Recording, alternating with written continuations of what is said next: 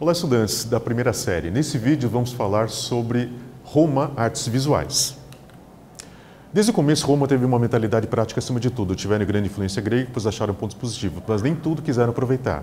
Eu fiz um jogo de palavras que vai representar muito bem isso. Com relação a gregos, beleza, verdade, filosofia, atletas e conhecer. Com relação ao romano, poder, direito, lei, circo, conquista. Ou seja, a mentalidade de um é diferente da outra. Enquanto um quer conhecer si mesmo, o outro já deixa bem claro, sed lex, é dura lex, sed lex. Ou seja, a lei é dura, mas é lei. Ou seja, ele já tem aquele ímpeto de prático, aquela coisa de ser conquistador, enquanto o outro já tem aquela coisa do conhecimento, da contemplação. Você vê essa diferença entre as duas nações. E nós temos a questão da arquitetura. O Coliseu, que na verdade é o anfiteatro Flávio. Nós temos a questão dos estilos dóricos, né? Estilo dórico, jônico e coríntio, que é uma homenagem exatamente à arquitetura grega. Nós vimos que tem essa estátua que é o Colosso Sol Invictus, que na verdade antigamente era Nero, e daí quando foi destruído a casa de Nero e foi transformado no deus Sol Invictus, o Coliseu ele ficou conhecido como Coliseu porque era o local onde ficava o Colosso, então por isso se torna um apelido.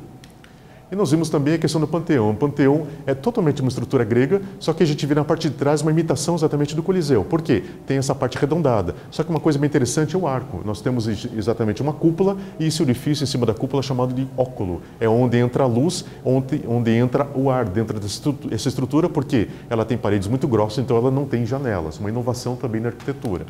Nós vimos também o Arco de Constantino, homenagem às vitórias militares romanas, período de greve dos artistas, elementos tirados de outros arcos e reutilizados. Ou seja, naquele momento que foi feito esse arco, estava tendo uma greve dos artistas. E Constantino ele queria um arco assim, de última hora, ele queria uma grande vitória que ele tinha tido. Então ele pediu para que seus empregados fossem e pegassem os elementos desse arco. Os empregados foram e roubaram elementos de outros arcos e colocaram nesse arco aqui. E uma coisa interessante é que cabeças removíveis dos imperadores para reaproveitamento dos arcos. Como o romano era um povo muito prático, ele já fazia os arcos exatamente com a cabeça removível. Por quê? Se algum imperador quisesse utilizar aquele arco, ele tirava a cabeça do imperador morto e colocava a cabeça do imperador vivo. Então, dessa forma, eles podiam reutilizar. E Constantino, infelizmente, ele fez uma coisa errada. Ele roubou para reaproveitar, mas deixou seu arco pronto, assim, dessa forma. E nós temos a questão da escultura. Family Pater, exatamente em homenagem aos pais. Então eles tinham essa coisa do culto aos ancestrais, que eram chamados de ancestros, e tinha o lararium, que é exatamente esse altarzinho. Nesse altar eles colocavam imagens, lembrando que eles usavam máscaras mortuárias para dar essa realidade muito grande com relação aos rostos. A pessoa tinha nariz grande, era utilizada, boca grande, era utilizada. Então quer dizer, era exatamente a realidade feita na escultura, que é a característica romana. E essas pequenas esculturas eram chamadas de lares, ou seja, por isso que nós temos hoje o termo lar para casa.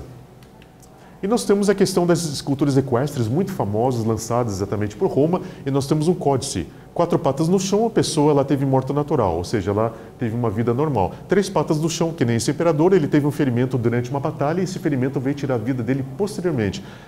2 patas no chão significa que a pessoa havia falecido em batalha e é uma forma que é até utilizada, de escultura utilizada até hoje, essa codificação.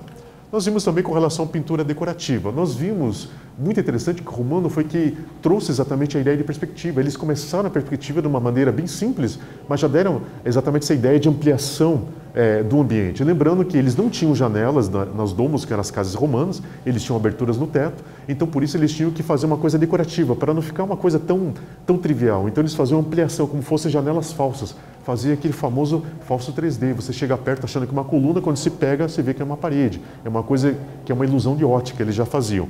4 estilos: incrustação, imitação de textura, arquitetônico, exatamente ampliação do ambiente, como se fossem janelas abertas para o ambiente externo.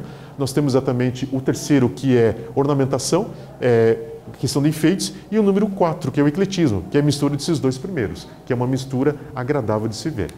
E nós temos também a pintura de mosaicos. Os mosaicos eram utilizados dentro das casas. Então nós temos aquelas pedrinhas que formavam desenhos no chão e na parede. E nós temos também aquelas ampliações muito grandes, que são as calçadas que nós temos até hoje nas cidades, que são chamadas de mosaico de pavimento, que eram padrões simplificados e geométricos. Ok, pessoal. Nesse vídeo nós falamos sobre arte visual da antiga Roma. Espero que vocês tenham gostado. Até breve.